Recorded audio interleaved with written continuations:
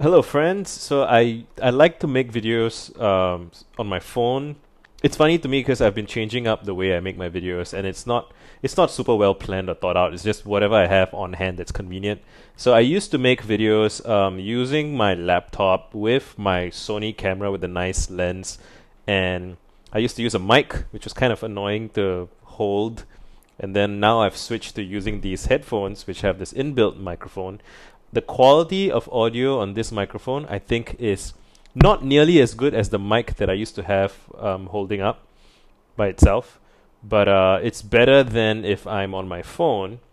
And an interesting thing about my phone is that I can hold it in my hand, which means I can like look around and I that's just a thing that can be done. Whereas with my laptop, it's fixed, which is also fine. Like then now I become conscious of like the frames of the video, and that's something I can stick my hand out of. I mean, I can do that with my phone as well, but it's just a thing that I become aware of, I guess, and along the way I forget it. Maybe it is nice to have both of my hands free, so I will figure out how to set up my camera nicely again, so I'll have nice video and nice audio. But I'm guessing the audio being good on this and the camera on my MacBook's pretty good.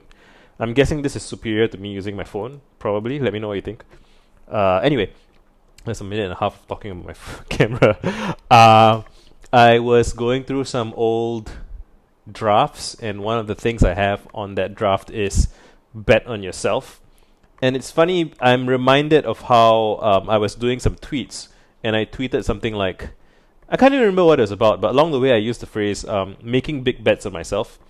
And there was a guy who got upset about this for some reason. He was like, "Oh, that's so grandiose. Why are you talking about yourself like it's like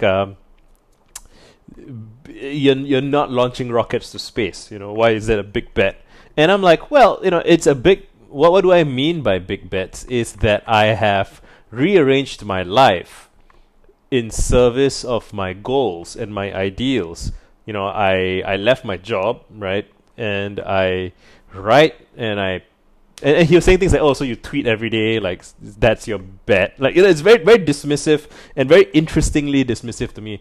And when somebody says you tweet every day, it sounds like you're just wasting time on your phone. But like the way I think about it, so Twitter is just it's a wrapper, right? Twitter is just the name of the thing. But what I'm really doing, which I feel strongly about, and I honestly, genuinely think is one of the best things I could be doing in my time, is I am writing and sharing my thoughts and ideas with people all over the planet for free, instantaneously. I'm participating in conversations. I am making friends. I've made friends with tremendous people all over the world. I can't even, I wish I could tell you all the full truth of the people I have met through Twitter, but it'll come across as bragging, and there's like a kiss and tell sort of aspect to it. But I have met some of the coolest people in the world from tweeting. And you can do that because it's not that Twitter is the bird and now it's an X, right? It's not like those things are special. It's just the ability to post online is the ability to share thoughts with the world.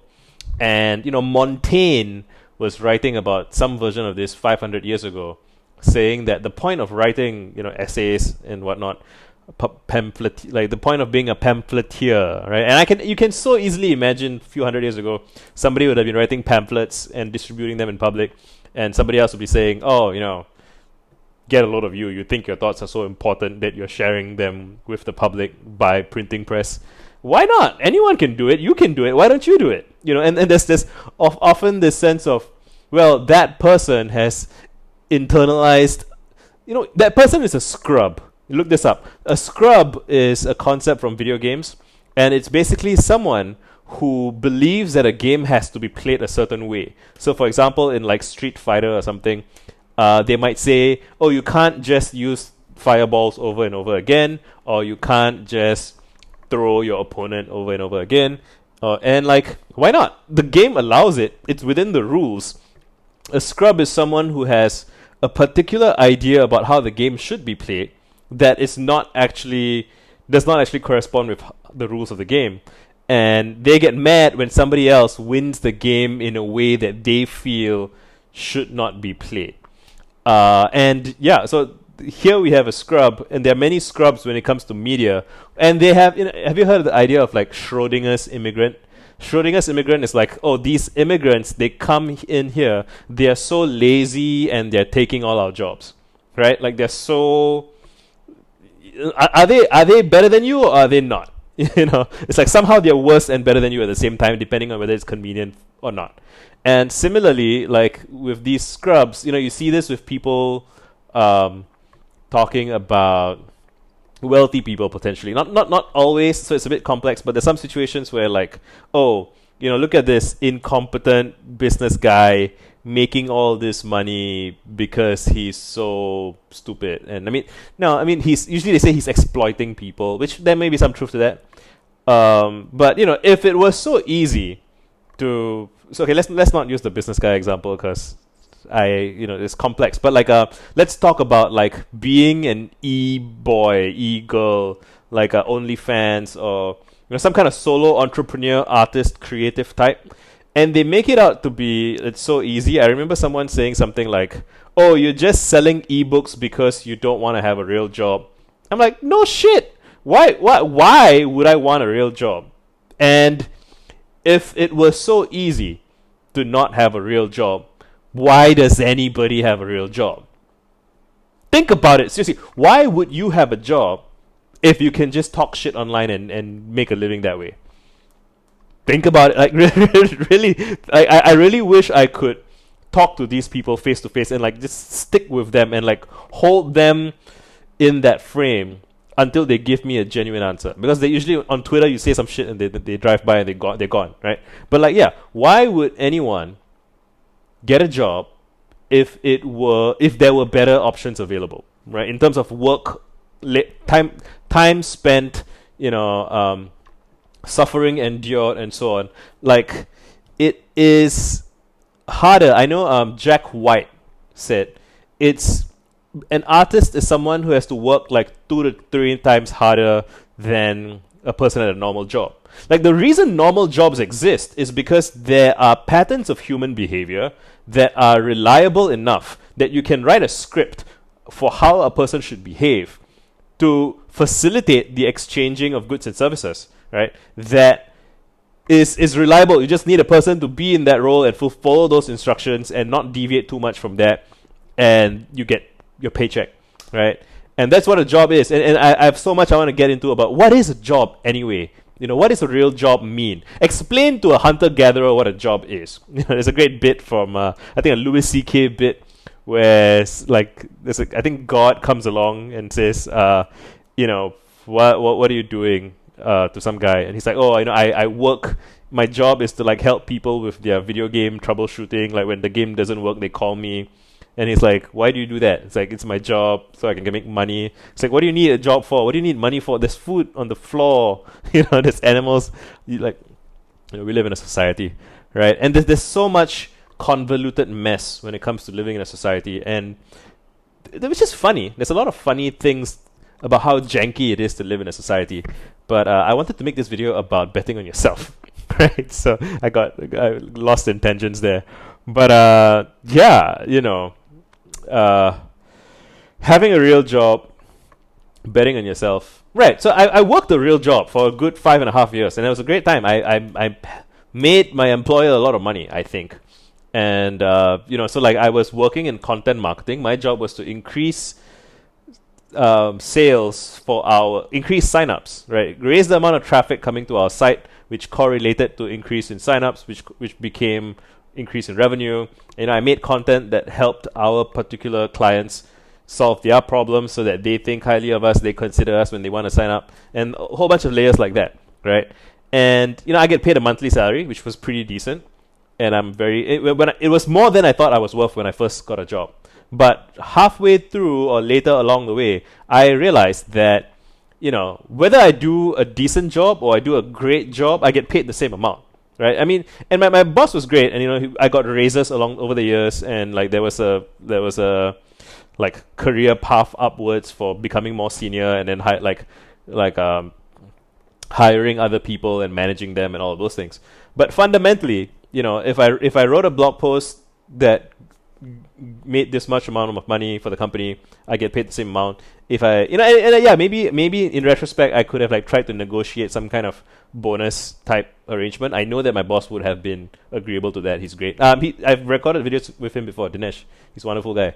But fundamentally, what I realized was that, you know, if I know that I can create value in the marketplace, I should own, in my opinion, I feel I should own the thing that I make. I should get the upside. And again, part of the reason people get jobs is because if things go well, you don't get you don't get to share very much in the upside. But if things go badly, you don't have to share very much in the downside either. And that's safe. It's stable and reliable, and you don't have to worry too much. But I don't like that shit personally. Like, for my psyche, I'm a crazy ass motherfucker. I want to win big, and if things are not working out, I want to feel the pain of loss. Like, I want my life to correspond with my actions, right? And there's this line, I think, from Nassim Taleb. He said something like, the three great addictions might have been like carbohydrates, heroin, and a monthly paycheck, right? Like, it does, and I have a bunch of notes about being a feral free agent and like just selling books one by one, and really feeling that it's a very lively way to live. It makes you alert. It makes you, like, I have so much more to say about like how people in corporate roles who live corporate lives for a long period of time, they start to get stiff. They start to look like their profile picture in their headshots. They can't swear as much, potentially, depending on the context. There's all kinds of, it's not even about the swearing, it's really how you conduct yourself, right? How free you feel, how random you can be, how unhinged you can be. To me, that's very important, and I wanted it to be a big part of my life, and that's part of why I bet on myself.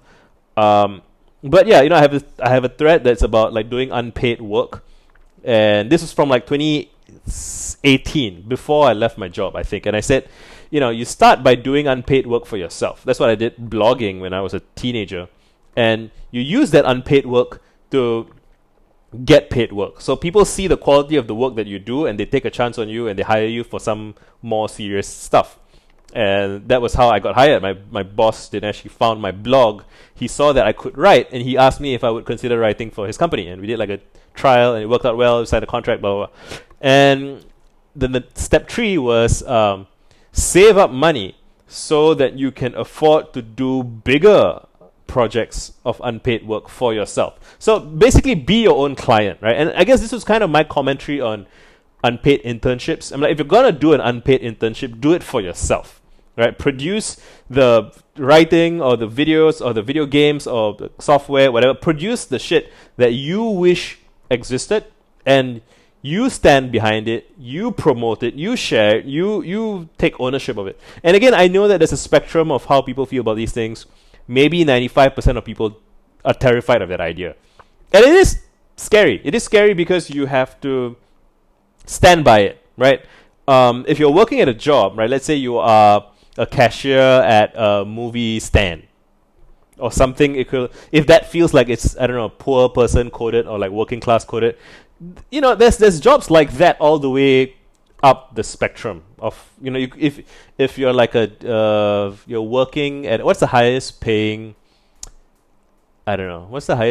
job you can have where you're still like an employee, right? Like you're doing a job, maybe like, I don't know, I'm thinking like anesthesiologists or stuff, like doctors. Well, I don't know, you think about that one. But like, it's basically, when you're doing a job and someone is mean to you or insulting because they're unhappy with the service that you're providing, or they're unhappy with, like something, they're just mad, right? You can tell yourself, well, they don't know me, fuck them. Like they're just insulting the corporate suit that I'm wearing. They're mad at the telephone company. They're mad at the business. They're mad at corporate America or corporate whatever country you're in. They're mad at capitalism. They're not mad at me. I'm just some guy just doing my job.